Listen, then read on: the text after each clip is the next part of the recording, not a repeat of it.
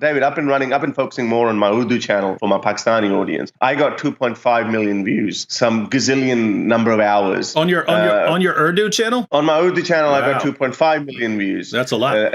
Last month. Yeah, that is quite a lot. I think 700,000 came from Pakistan. Majority of them are from India, but again, you've got Muslims in India as well. But most of the people, first of all, people from Pakistan, they're too afraid to engage. They don't hit like, and they don't leave comments. But if I'm getting that many views from Pakistan, my like and dislike, something is not adding up. People are liking the content because I get, no exaggeration, I get over 1,000 messages on my Facebook, Instagram, Messenger, and all that, mostly from Pakistan. People are scared to talk about it, but they're watching. Yep. They're consuming this. So when they're going to see someone, a big star like you, and again, I knew that this was always going to be the problem with Pakistani people, that they can't, obviously, English is not the first language, so they're not going to be watching it. But still, it's still simple enough that people are drawn to it. It's one of the craziest jokes that's been told to people, that's been sold to people, and it's just been surviving for so long. Out of sheer ignorance, I think that's the authoritarianism. That's the only thing. And these views are just going up and up and up. And not only just that, I'm just one guy, but ever since I started my channel in Urdu, I think there are 4 more channels in Urdu that producing quality content out there, different approach.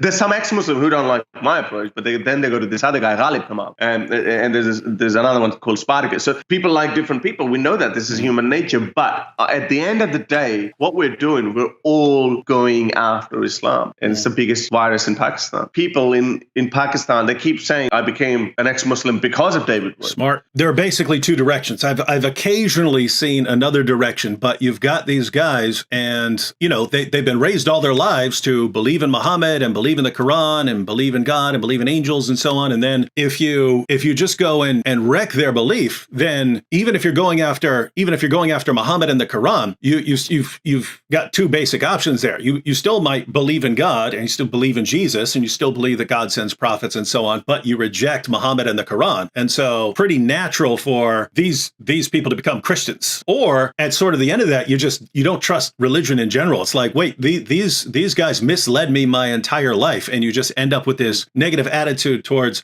any sort of religious claims. It's all, wait a minute, all of these religious claims, they're like the same kind of claims that this guy was drilling into me in the in my school and so on, in my madrasa. And so it's there are exceptions. I believe Farhan Qureshi is now Hindu, I think, something along those lines. He went in an Eastern direction, but in general, I would just I haven't counted or anything, but it seems like around half and half of the people that I hear from, like half are becoming either atheists or agnostics, or just not sure, not religious, or they become Christians, and then occasionally you find someone who becomes something else. But yeah, and I mean that seems pretty natural. It seems pretty natural to have one of those reactions, either, oh, I don't believe in that guy anymore, but I still retain a lot of my former beliefs, versus, man, I'm so disgusted with this whole religion thing. I don't want any part of it. I mean, if there's anything that should unite various groups, it should be, hey, one thing we all agree on. We all agree, whatever else happens, we do not want to be controlled by that over there.